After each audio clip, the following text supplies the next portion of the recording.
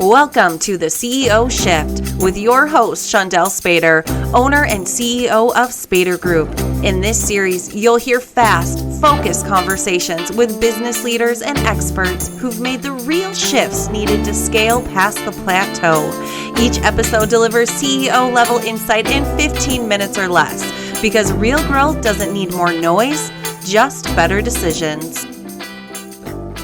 Welcome to the CEO Shift. I'm excited today to have our guest, Sue MacArthur, joining us. I am extremely excited. She is the president of Strategic Talent Management, or STM, and is an expert in the world of solving people challenges.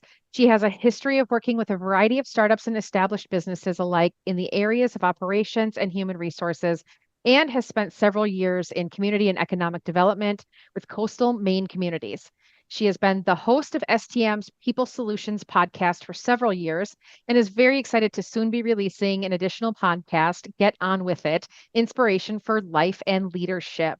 Sue, thank you so much for being here today. I'm really excited for us to have this conversation, and welcome. Thanks for having me. Happy to be here. Of course. Now, I know when I received the bio, it was soon releasing. Yes. Get On With It. Tell me our big news. It released today. Episode 1 Yay! came out today. So there exciting. will be new episodes on the 1st and 15th of every month, and I am really excited about it. It's been a project I've been working on for a few months, just talking to some amazing, smart, inspirational people. So it's a really exciting thing to have it out in the world now instead of just in my head. Yes. It's always fun to see it actually come to life, right? Right. So, well, I'm excited. I can't wait to go download it. I actually have some driving to do with it being a holiday weekend coming up here. So I have a few things on my list, and I'm so excited that gets to be one of them this time. So great. Well, I want to dive in. You have such a wealth of knowledge, and one of the things that we are working to accomplish here for the CEO Shift is really honing in and talking about people's zone of genius. So I'm going to pose the question, of course, to you. Like, what is your zone of genius? When we were talking about this, like, what were you like, oh, I want to jump on and I want to talk about? So what is your zone of genius, Sue? Right. So generally speaking, at Strategic Talent Management, we solve people challenges so that business owners, and we work with a lot of agencies, business owners can spend more of their time on growing and managing their business. But what does that mean? That can mean developing their leaders, the up and comers, really getting the most out of them. It can mean hiring smarter. But one of the things that I've been talking about a lot lately, because right now people are hesitant to hire, there's a lot of uncertainty. So they want to make sure they make the best out of the people that they have. So I've been having a lot of performance management conversations. And what I'm finding is that far too many businesses treat performance management as an event rather than a system. It's the annual review that everybody dreads. The managers dread, the employees dread. There's a stilted conversation. There's not a lot of really important takeaways. It's just something that they have to check the box. We did it, and we're done. And I'd like to shift people's thinking into performance management as a system and a process. Oh, so do you have a system then in mind, I'm assuming, where you're like, this is how we can make this better and not dreaded by all parties involved? Right. So one of the tools that we use a lot with our clients is what we call the start, stop, continue. And it's a way to facilitate one-on-ones throughout the year. These one-on-ones do tend to happen more frequently with people who are struggling, but they should still be happening with your star performers. It's a two-way conversation. Here's, me as the manager, here's what I want you, my employee, to start doing that you're not doing enough of, to stop doing that's not working, but also recognizing the continue part. Here's what's working well. And they get an opportunity to have that conversation with you in return. As my supervisor, here's what I would like for you to start, stop, and continue. So when we I get love to the that. annual review, we've already had these conversations. There are no surprises for anyone when you sit down at that table. Yep. So I love this. So like our management team meets with all of our account managers once every other week. So it's a bi-weekly meeting. It's a one-to-one. And I think this stop, start, continue idea, I think I'm going to share that, of course. Mhm. And I'm excited to see what differences it makes in our conversations. I feel like that would just make it more meaningful through and through. And instead of waiting till things are really festering and really, people are frustrated with results, if there's something that needs to be stopped or changed, like let's Mhm. have that conversation right now in more of a casual but important and direct manner. That's a great Mhm. approach. I love it. Right. And you tackle just a few things at a time, the things that are most important, most critical to address at the time. And the idea is after a while, those things come off the list. The starts and the stops move on to, okay, we've made progress. Continue doing what you're doing. We've solved that challenge and we can move on to other things. And what we see happening is it starts to become part of the everyday. People get so used to doing it that they don't hesitate to have those conversations, even if it's not in that formal, structured start, stop, continue Right. one on one. So it's a great tool to use. And the idea that you can then go into the annual performance review with everybody being on the same page already, you don't have to dread it. It's basically a recap and a here's what we're Yeah. going to look at for here are the expectations and the goals for next year. And it's a much more positive conversation.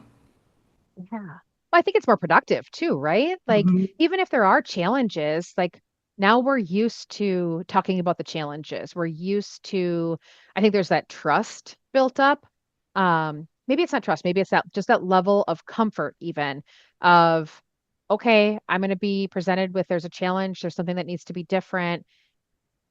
And hopefully by then, like the employee and the team member knows, like, there might be a challenge, but I'm going to be supported through it. And if Mhm. they want to be supported through it and they want to make that change and they want to, rise to that occasion, awesome. They're going to have that proper support. And it doesn't have to feel so like I have to backtrack and I have to spin my wheels and I have to catch up. Maybe that's the part, like the catch up Right, piece. right. You can make Yep. incremental progress throughout the year as opposed to being handed this one big goal or one big problem that it's like, okay, this needs to be solved. You've got all year to do it. How Yeah. daunting is that? Right. Right. Yeah.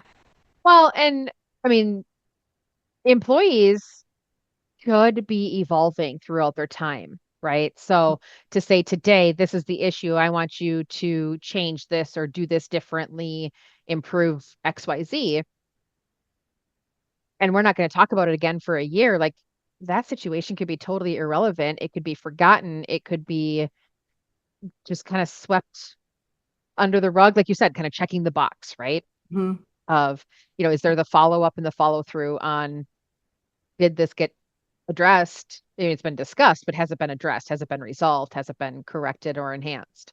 Right. And it stays on the list until it is.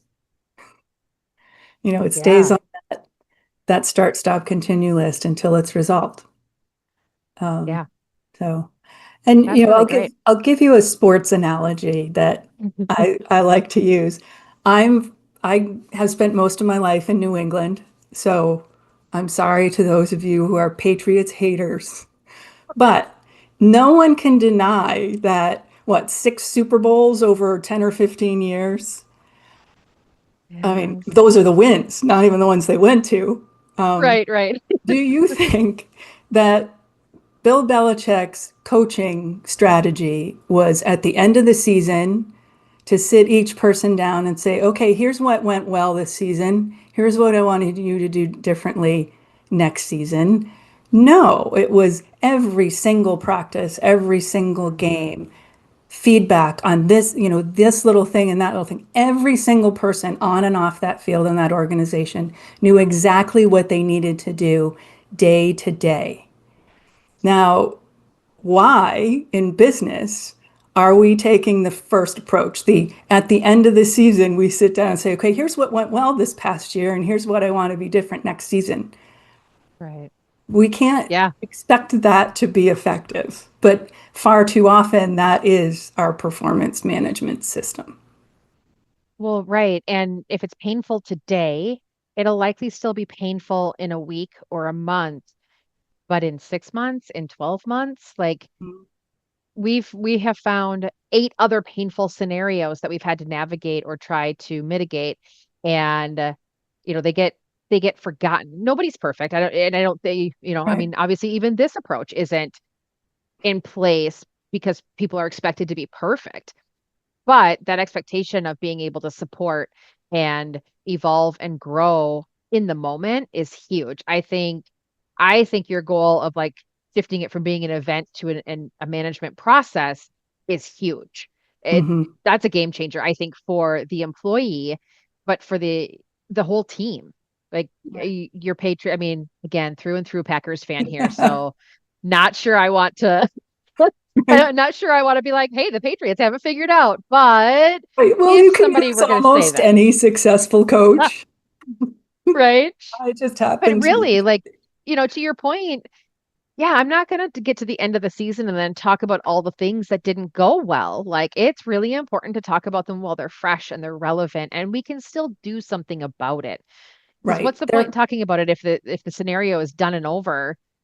Could it repeat itself in the future? Sure, but now we're just talking hypotheticals. Like, if this should happen, then Mhm. do this differently. Well, who's going to Right. remember that? Like, you just Yeah, don't. So, and so many issues, if addressed directly and immediately, don't yeah. ever have to become big problems.